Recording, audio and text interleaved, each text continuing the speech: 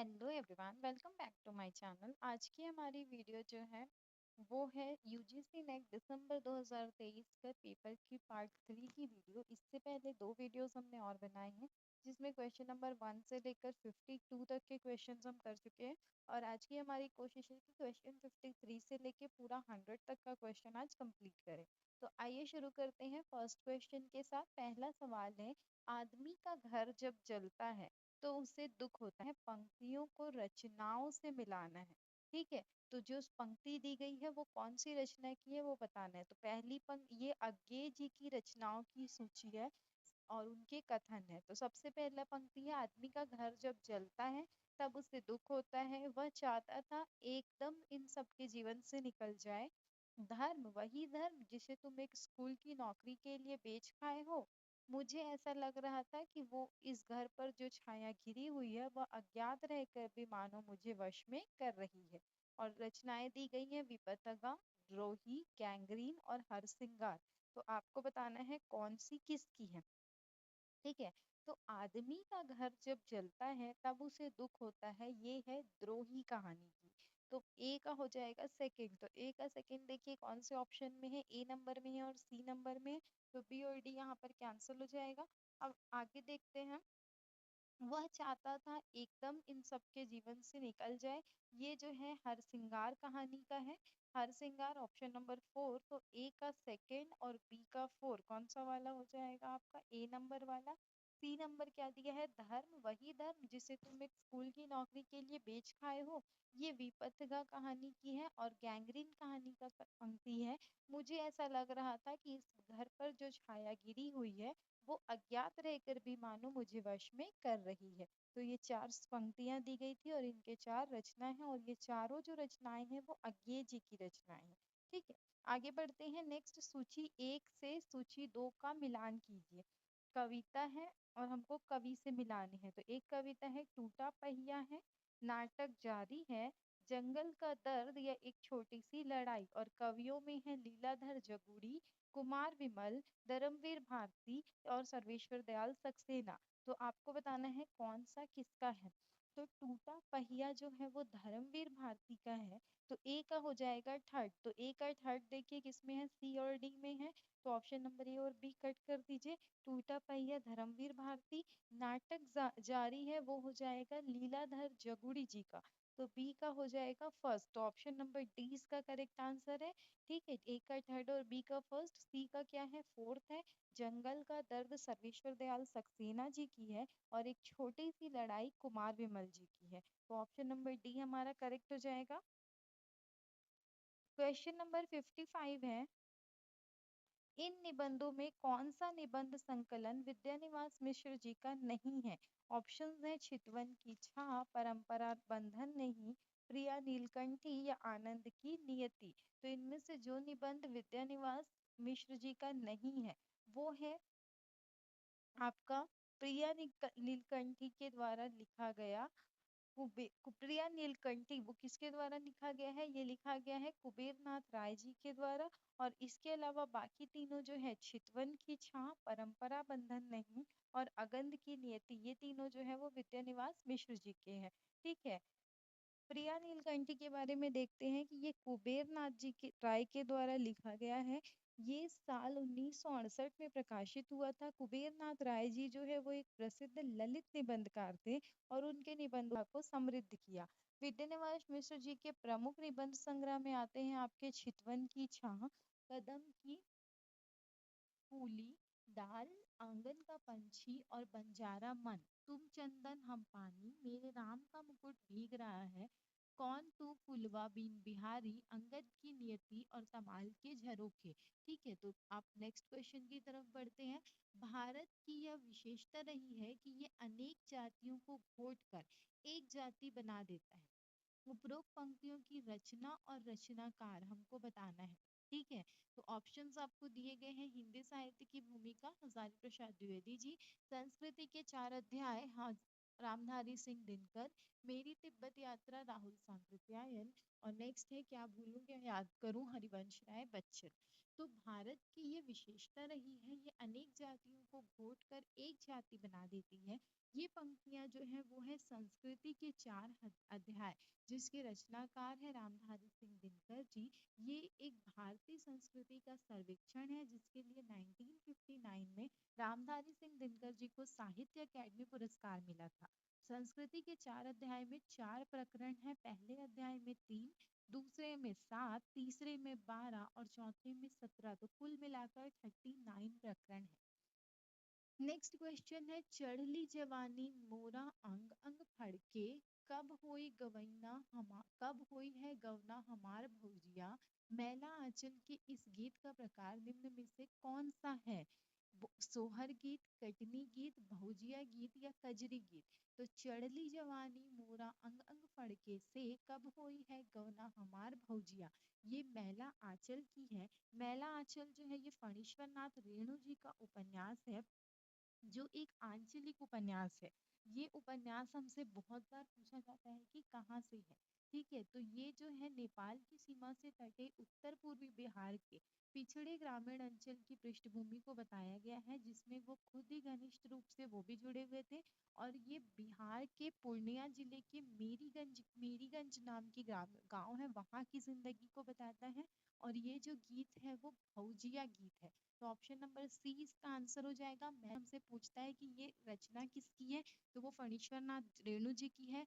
क्या है ये? तो आंचलिक उपन्यास है। और किस अंचल के बारे में बात किया गया है?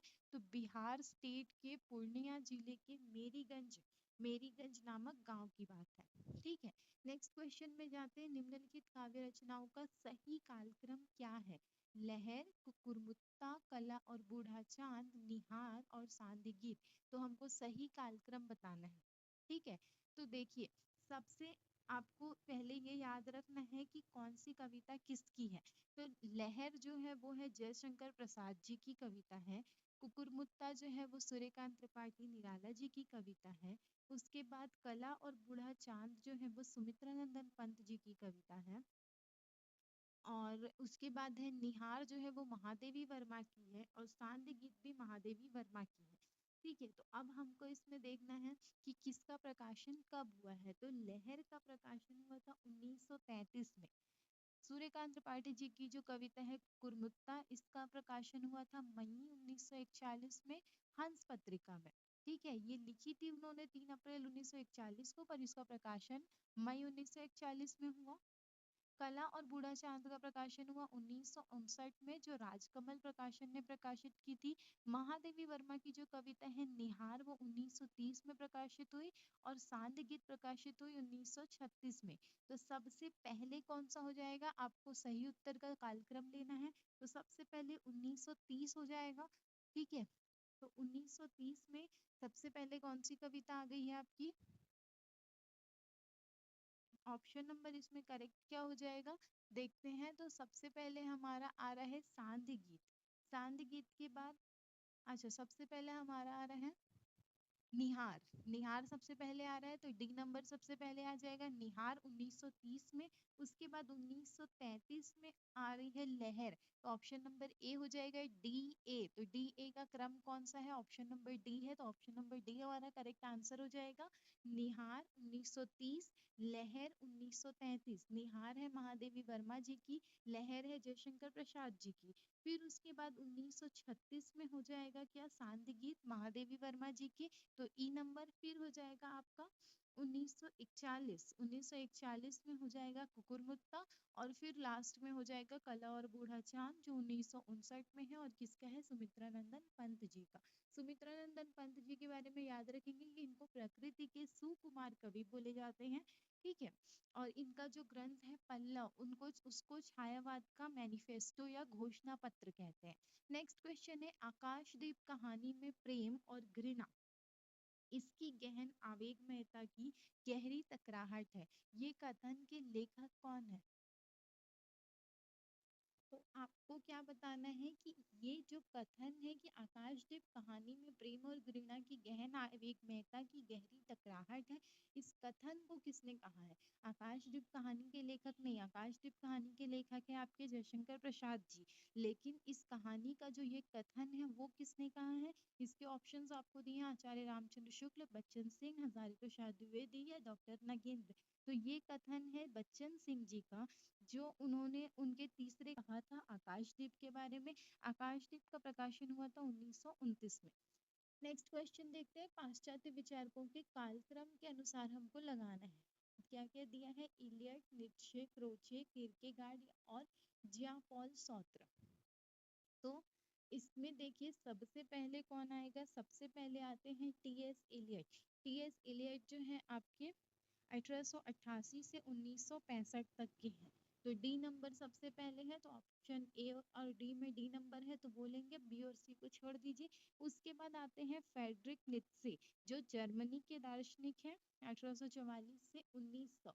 तो option number B, D, B, ठीक है। तो इसमें भी है डी और बी। तो नेक्स्ट देखते हैं, नेक्स्ट हमारे आपके हैं बेनोदितो क्रेचो, दोनों में दिया है। तो बेनिडेतो क्रोचो 1866 से 1952। उसके बाद आते हैं आपके सोरेन किरकेगार्ड, जो 5 मई 1813 के हैं। और सबसे लास्ट में आते हैं जिया पॉल सॉत्र। तो ऑप्शन नंबर डी आपका करेक्ट आंसर हो जाएगा। यहाँ पे सबसे पहले कौन आ जाएंगे? टी.एस. इलियट आ जाएंगे।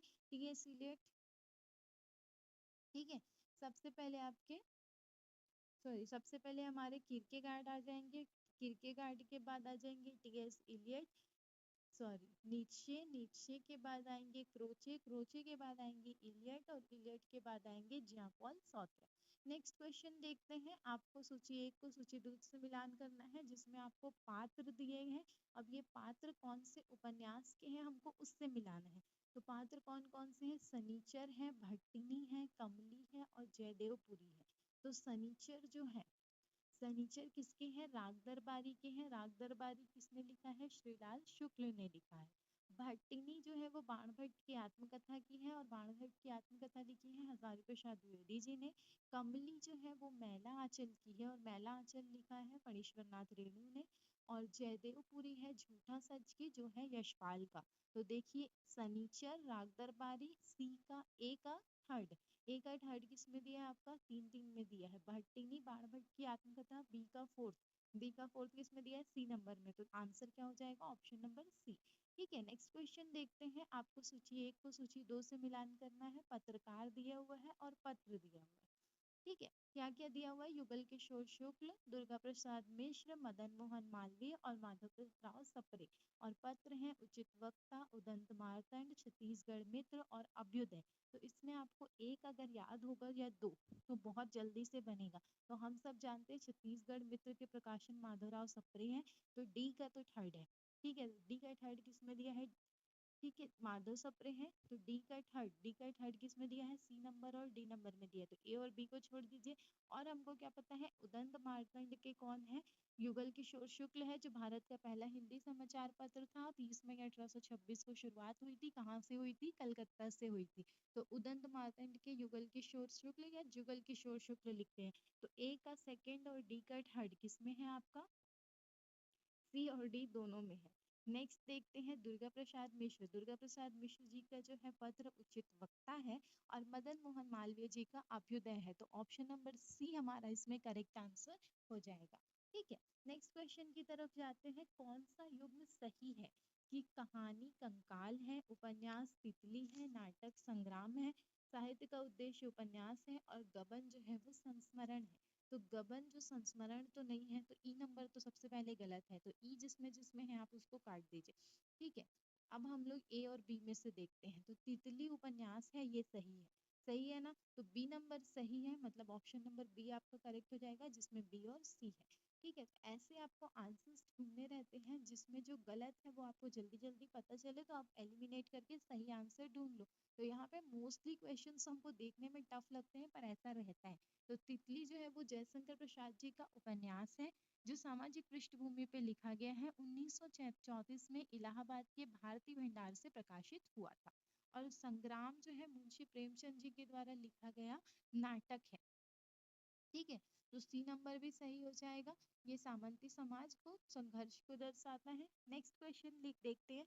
इस बार मोर्चे पर जाना पड़ेगा, हिंदू राज कायम करने के लिए गांव में पहले लोहा लेना पड़ेगा। मैलांचल उपन्यास में तहसीलदार हरगौरी सिंह ये किसे कहते हैं? तो हमको बोला जा रहा है कि ये किससे कहता है। काली टोपी वाले नौजवानों से, गांधी टोपी वाले नौजवानों से, लाल टोपी वाले नौजवानों से, या सफेद टोपी वाले नौजवानों से? तो इसका करेक्ट आंसर क्या हो जाएगा?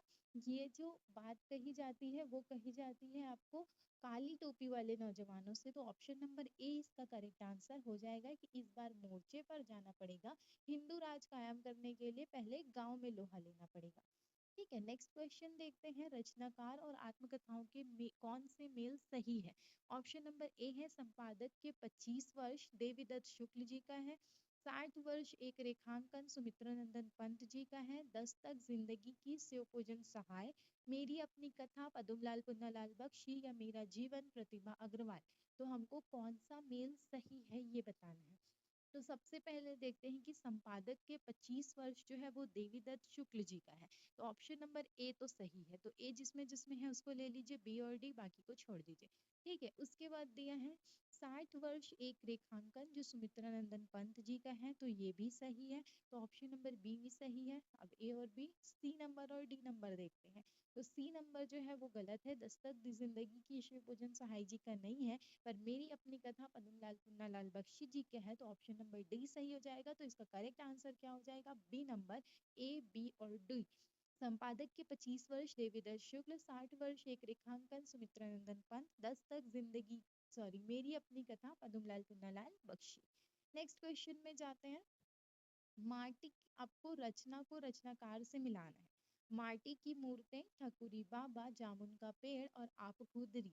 रचनाकार दिए गए हैं रमणिका गुप्ता, कृष्णचंद्र, राम वृक्ष बेनीपुरी और महादेवी वर्मा। तो आपको बताना है कि कौन सा किसकी रचना है। तो माटी की मूर्तें किसकी है? रेखा चित्र है राम वृक्ष बेनीपुरी जी की, जो आपकी संस्मरण रेखा चित्र है। तो ए का क्या हो जाएगा? Third number. ए का थर्ड किस में दिया हुआ है? बी और सी में, तो ए और डी को छोड़ दीजिए। ठाकुरी बाबा जो है वो संस्मरण है किसका है? महादेवी वर्मा जी का, जो कि स्मृति की रेखाएं जो उनका संकलन है उसमें है। 7 संस्मरण लिखे हैं उन्होंने स्मृति की रेखाएं में, जिसमें पांचवा जो है वो है ठाकुरी बाबा। तो बी का हो जाएगा फोर्थ, तो ए का थर्ड, बी का फोर्थ। नेक्स्ट देखते हैं जामुन का पेड़। तो जामुन का पेड़ जो है वो प्रसिद्ध कहानीकार कृष्णचंद्र जी की है, तो सी का हो जाएगा सेकंड। तो ए का थर्ड, बी का फोर्थ, सी का सेकंड और डी का फर्स्ट। आप उदरी ऋण रमणिका गुप्ता, आप उदरी जो है वो एक जिद्दी लड़की की आत्मकथा है। ठीक है, तो ये 4 हो गया आपका, तो ऑप्शन नंबर बी हमारा करेक्ट आंसर हो जाता है। नेक्स्ट क्वेश्चन में जाते हैं। सुदामा चरित के रचनाकार कौन है? तो ये तो बहुत आसान सा क्वेश्चन है। ऐसे क्वेश्चन जो रहते हैं वो हमको ना मार्क्स दिलवाते हैं। तो हम सब जानते हैं कि सुदामा चरित के रचनाकार जो है वो नरोत्तम दास जी हैं। नरोत्तम दास जी ने इसकी रचना की थी 1605 के लगभग, जिसमें एक निर्धन ब्राह्मण सुदामा जी की कहानी है, जो महान कृष्ण भक्त थे और बचपन में कृष्ण जी के मित्र भी थे। नेक्स्ट क्वेश्चन देखते हैं। नागार्जुन के उपन्यासों को कालक्रम के अनुसार व्यवस्थित करना है। ऑप्शंस दिए हैं बाबा बटेसर नाथ, बलचनामा, नई पौध, रतिनाथ की चाची और वरुण के बेटे। तो इसमें देखिए, रतिनाथ की चाची जो है वो 1948 की है। 1942 का है बलचनामा, नई पौध 1953, बाबा बटेसर नाथ 1954, वरुण के बेटे 1956। ठीक है, तो सबसे पहले आपका क्या आ जाएगा? रतिनाथ की चाची, जो आपकी किसकी है? आप रतिनाथ की चाची, ऑप्शन नंबर, सॉरी एक सेकेंड ना, सबसे पहले रतिनाथ की चाची, फिर उसके बाद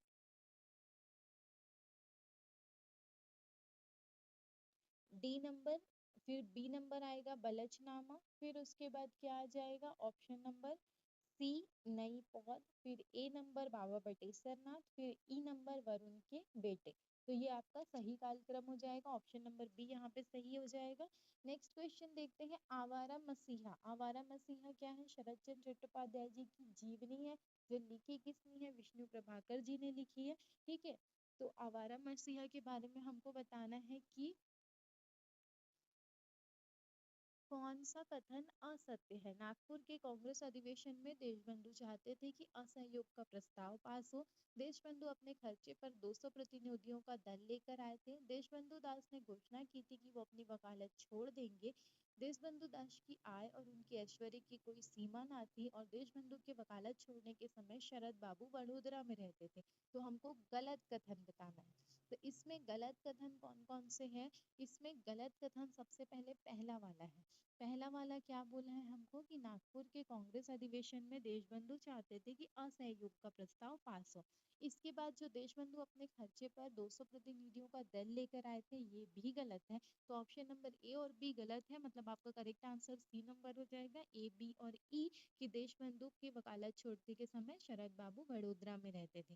तो यहाँ से हमको और क्या चीज पता चलती है कि देशबंधु दास ने घोषणा की थी कि वो अपनी वकालत छोड़ देंगे और उनकी आय और ऐश्वर्य की कोई सीमा ना थी। ये दोनों सही कथन है। ठीक है, नेक्स्ट है, एगेंस्टिलिज्म एंड ह्यूमनिज्म किस वाद पर विचार किया गया है? इसमें एगिस्टिंसलिज्म एंड ह्यूमनिज्म में किस वाद पर विचार किया गया है? ऑप्शंस हैं आपका, मार्क्सवाद, अस्तित्ववाद, मनोविश्लेषणवाद या उत्तर संरचनावाद। तो इसमें विचार किया गया है अस्तित्ववाद पर, तो ऑप्शन नंबर बी इसका करेक्ट आंसर हो जाएगा। ठीक है, नेक्स्ट क्वेश्चन है, ध्रुव स्वामिनी नाटक। ध्रुव स्वामिनी हमको पता है कि ऐतिहासिक नाटक है। ठीक है, तो इस नाटक के संदर्भ में हमको बताना है कि कौन से कथन सत्य है। ऑप्शन नंबर ए है, ध्रुव देवी को लेकर क्या साम्राज्य से भी हाथ धोना पड़ेगा? मैं उपहार में देने की वस्तु हूँ, यहाँ ऐसी निर्लजता का नाटक मैं नहीं देखना चाहती। ये मर्द रामगुप्त अपने पिता की तरह दिग्विजय करने निकला था। ये तुम्हारा और मेरा जीवन मरण साथ नहीं हो सकता। तो हमको बताना है सही उत्तर इसमें से कौन सा है। तो देखिए, ये 1933 में प्रकाशित हुआ है, ये सही है। ठीक है, हमको ये याद रखना है। इसमें जो ध्रुव स्वामिनी है, ये समुद्रगुप्त के पुत्र चंद्रगुप्त के काल से संबंधित है। इसमें जो ऑप्शन है ए, ध्रुव देवी को लेकर क्या साम्राज्य से भी हाथ धोना पड़ेगा, और ऑप्शन सी, ये ऐसी निर्लजता का नाटक मैं नहीं देखना चाहती, ये दोनों कथन सत्य है। तो ऑप्शन नंबर 20 का करेक्ट आंसर। नेक्स्ट देखते हैं, जातियां इस देश में अनेक आई हैं, लड़ती झगड़ती भी रही है, फिर प्रेम पूर्वक बस भी गई हैं। सब की नाना सीढ़ियों पर खड़ी और नाना की ओर मुख करके चलने वाली इन जातियों के लिए एक सामान्य धर्म खोज निकालना कोई सहज बात नहीं थी। ये पंक्तियां किस निबंध की है? ऑप्शन है, कविता क्या है, मजदूरी और प्रेम, नाखून क्यों बढ़ते हैं, या उठ जाग मुसाफिर। तो ये जो है आपके किसके हैं? ऑप्शन नंबर सी, जातियां इस देश में नहीं आई हैं, जो है ये नाखून क्यों बढ़ते हैं, हजारी प्रसाद द्विवेदी जी की कल्पलता संग्रह की है। ठीक है, नेक्स्ट क्वेश्चन है, ये पंच नहीं है, पक्के राक्षस है, पक्के राक्षस है, ये सब हमारी जगह है। गोदान के उपन्यास में ये कथन किसका है? ऑप्शंस हैं, होरी, धनिया, गोबर या झिंगुरी सिंह। तो ये जो है किसकी कथन है? ये कथन कहा गया है धनिया के द्वारा। तो ऑप्शन नंबर 20 का करेक्ट आंसर हो जाएगा। आपको याद रखना है कि गोदान उपन्यास जो है वो प्रेमचंद जी का उपन्यास था और ये उनका अंतिम उपन्यास था और 1936 में लिखा गया था। अगला क्वेश्चन देखते हैं, भीष्म साहनी की रचनाओं के आधार पर सूची 1 को सूची 2 से मिलान करना है। मतलब कौन सी रचना का रचनावर्ष क्या है? पाली, डायन, भटकती रात और शोभा यात्रा। तो 1998, 1984, 81 और 66, ये चार दिया हुआ है। तो इसमें देखते हैं सबसे पहला क्या दिया हुआ है, पाली।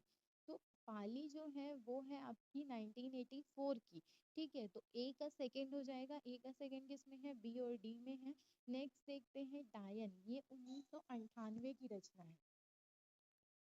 डायन के बाद भटकती राग, तो भटकती राग जो है वो 1966 की है और शोभा यात्रा जो है वो 1981 की है। तो ऑप्शन नंबर 20 का करेक्ट आंसर हो जाएगा। ठीक है, अगला क्वेश्चन देखते हैं। आचार्य रामचंद्र शुक्ल के निबंध कविता क्या है में निबंधकार को कवि से कैसी कल्पना अपेक्षित है? ऑप्शंस हैं विधायक, भावयित्री, सहृदयी या कार्यत्री। तो जो कविता क्या है, ये निबंधकार में कविता को विधायक से कल्पना अपेक्षित है। क्या अपेक्षित है? विधायक की कल्पना। कैसी कल्पना? विधायक कल्पना। तो ऑप्शन नंबर ए इसका करेक्ट आंसर हो जाएगा। निबंध में शुक्ल जी क्या लिखते हैं कि कविता ही मनुष्य के हृदय को स्वार्थ संबंधों के संकुचित मंडल से ऊपर उठाकर लोक सामान्य भावभूमि की ओर ले जाती है, जहाँ जगत की नाना गतियों में मार्मिक स्वरूप का साक्षात्कार और शुद्ध अनुभूतियों का संचार होता है। इस भूमि पर पहुंचे हुए मनुष्य को कुछ काल के लिए अपना पता नहीं रहता। तो कभी हमको ये कथन भी दे देगा कि कहाँ का है, तो अगर वो ऐसा पूछता है तो ये आप देख लेंगे। नेक्स्ट क्वेश्चन है निम्नलिखित में से कौन से युग्म सही है?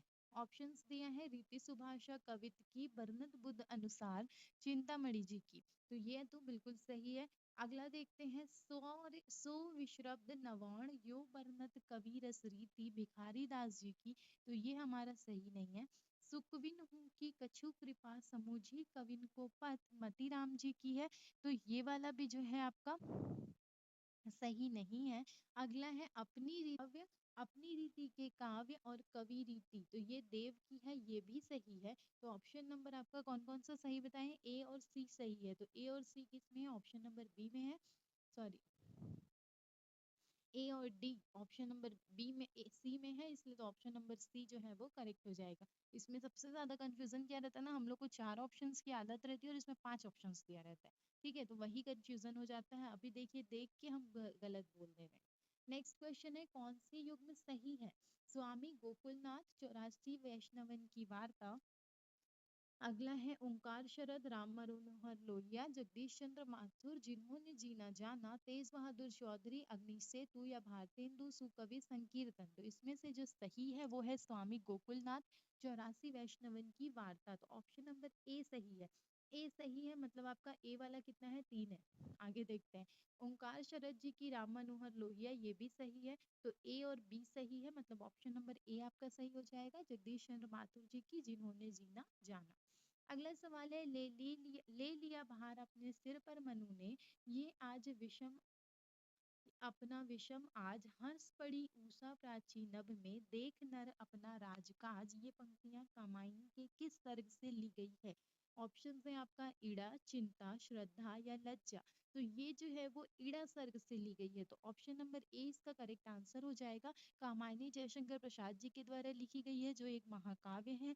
ठीक है, कामायनी छायावादी युग का सर्वोत्तम महाकाव्य है। ठीक, प्रसाद काव्य रचना है जो 1935 में प्रकाशित हुई, और चिंता से प्रारंभ होकर आनंद तक इसमें कुल 15 सर्ग हैं। ये भी पूछता है, इसका क्रम पूछता है, तो हमको बहुत सारी चीजें याद रखनी है। अगला क्वेश्चन देखते हैं, गोदान के आधार पर कौन से कथन सत्य हैं? पहला है बेईमानी का धन जैसे आता है वैसे ही जाता है। भाई का हक मारकर किसी को फलते फूलते नहीं देखा। गोबर को राय साहब के पास भेज देना। भोला उधार देने वाला आदमी नहीं है।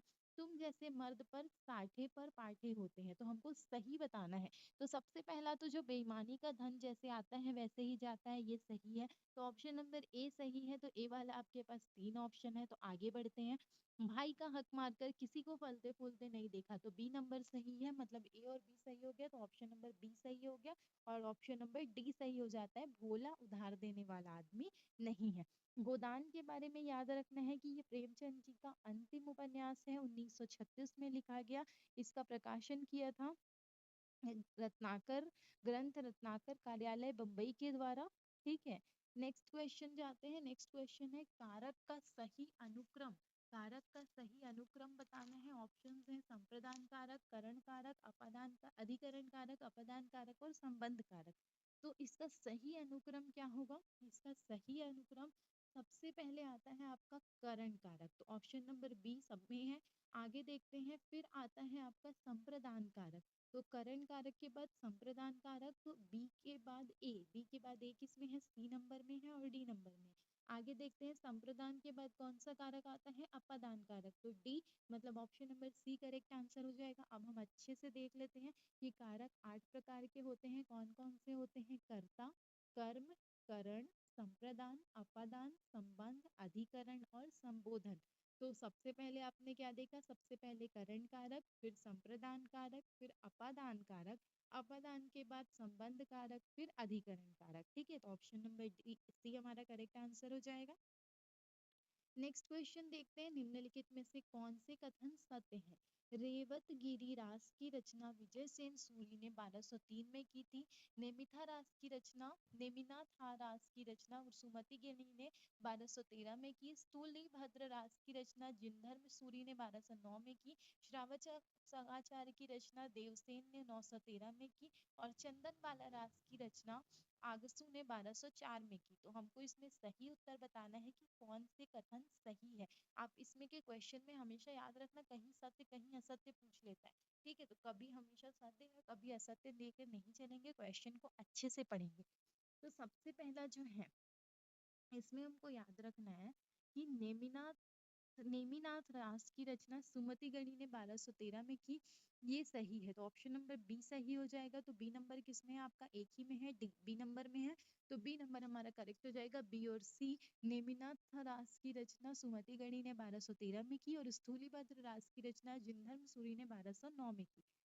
जो रेवंत गिरी रास है ना, इसकी रचना हुई थी 1231 में। ये प्रमुख जैन ग्रंथ है, इसकी रचना की थी विजय सेन सूरी ने कब, 1231 में। इसमें 1203 दिया इसलिए ये गलत है। श्रावकाचार्य की रचना देवसेन ने की थी, लेकिन इसकी रचना 913 में नहीं हुई थी, 933 में हुई थी। और चंदन बाला रास की रचना आगसू ने की थी, पर 1200 में की थी, 1204 में नहीं की थी। तो हमको ये चीजें भी याद रखनी जरूरी नहीं है ना, हर बार सेम टर्म्स पूछे, कुछ भी पूछ सकता है। अगला क्वेश्चन है, सूची एक को सूची दो से मिलान करना है, नाटककार को नाटक से मिलाना है।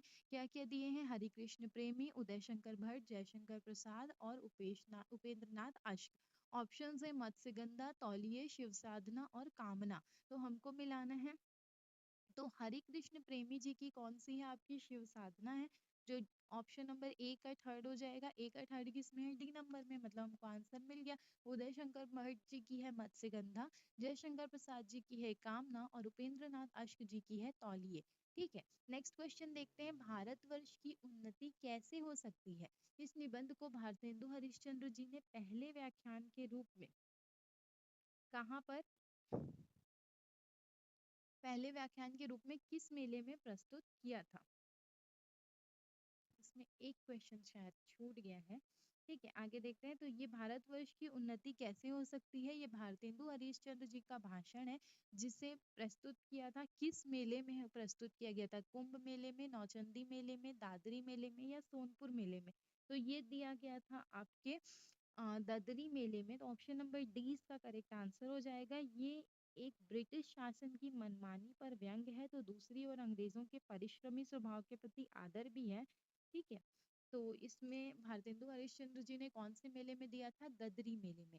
अगला क्वेश्चन है, कहानी और प्रकाशन वर्ष के आधार पर सही युग्म ढूंढने हैं। सुखमय जीवन 1911, शरणार्थी 1948, इंस्टॉलमेंट 1972, ठुमरी 1960, रास्ता इधर से है 1936।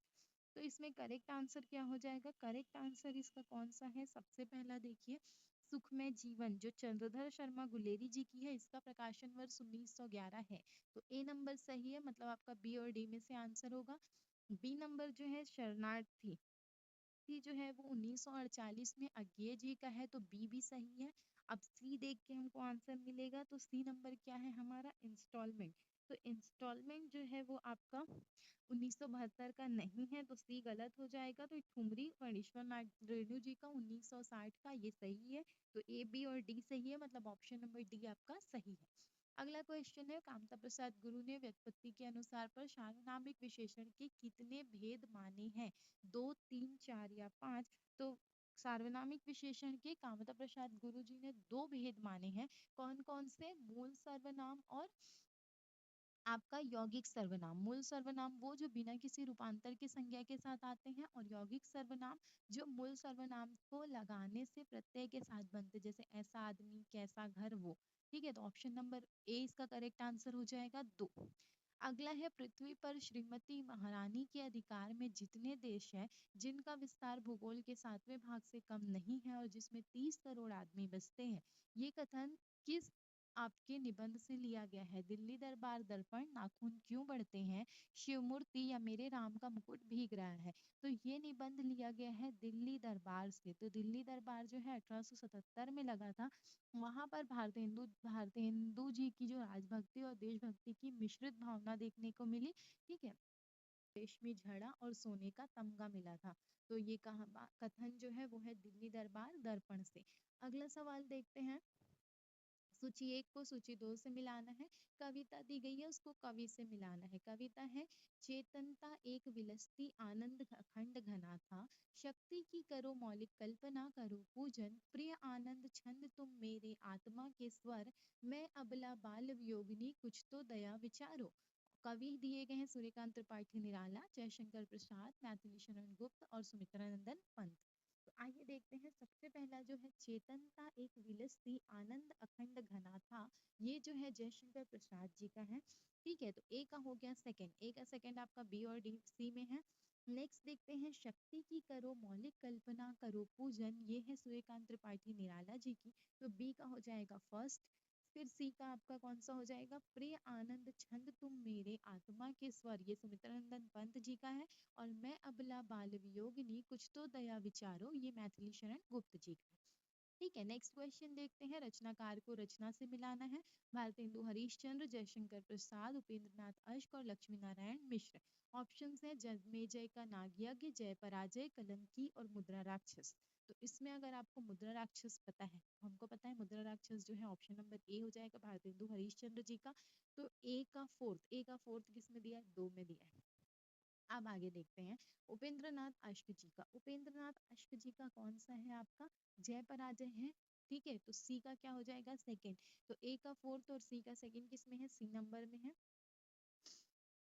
नहीं, ए का फोर्थ और सी का सेकंड इसमें है, फोर्थ ए और सी दोनों में है। जयशंकर प्रसाद जी का कौन सा हो जाएगा, जयशंकर प्रसाद जी का है आपका है जन्मेजय का नाग यज्ञ, तो ऑप्शन नंबर ए हो जाएगा। तो ऑप्शन नंबर आपका करेक्ट आंसर क्या हो गया, ए का फोर्थ, बी का फर्स्ट, सी का सेकेंड और डी का थर्ड। तो ऑप्शन नंबर ए हमारा यहाँ पे करेक्ट आंसर हो गया। अगला क्वेश्चन देखते हैं, निम्नलिखित में से कौन सी पंक्ति और नाटक का मिलान सही नहीं है।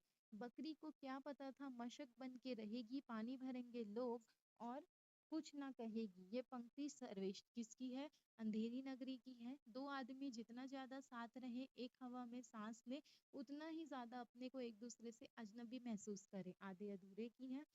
निसंदेह अनंत देवी के इंगित कुमार गुप्त नाच रहे हैं, एक घूट की है। सौभाग्य और दुर्भाग्य मनुष्य की दुर्बलता के नाम है, ध्रुव स्वामिनी। और सुना है उनके भतीजे असदुल्ला की शादी हो गई, आगरा बाजार। तो इनमें से हमको बताना है कौन सी पंक्ति इस नाटक की नहीं है। तो बकरी को क्या पता था मशक बन के रहेगी, ये जो है वो बकरी नाटक से ली गई है। तो अंधेर नगरी नाटक की नहीं है, तो ए तो गलत है, ए गलत है, मतलब आपका ए और सी में से आंसर रहेगा।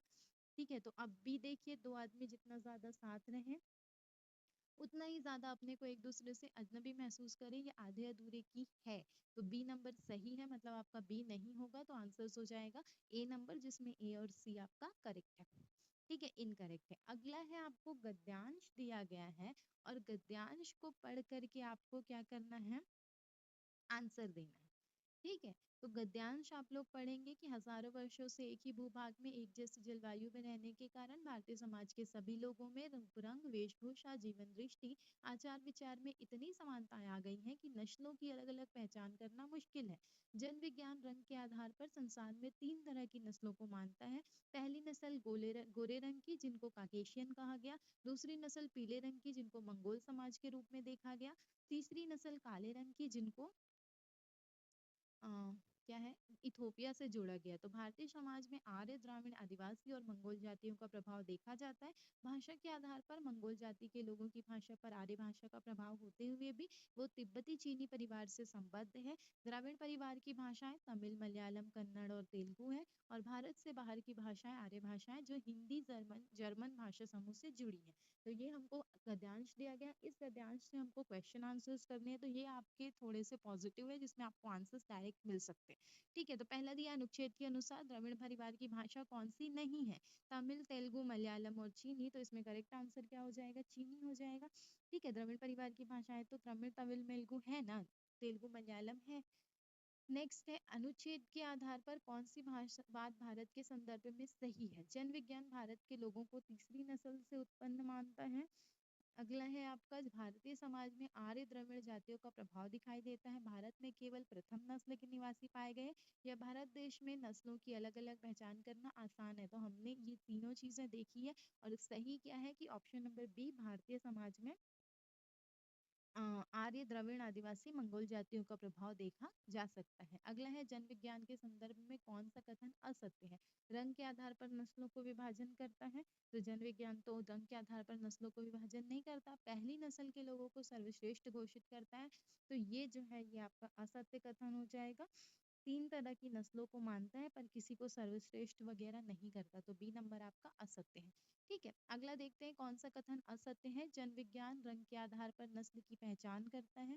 भारतीय समाज में आर्य और इथोपियन की जाति का प्रभाव है। द्रविड़ परिवार में तमिल और कन्नड़ भाषा को रखा गया और मंगोल जाति की भाषा तिब्बती चीनी वर्ग की है। तो यहाँ पर हमको कौन सा बताना है? असत्य बताना है। तो भारतीय समाज में आर्य और इथोपियन जाति का प्रभाव है, ये जो है आपका गलत है।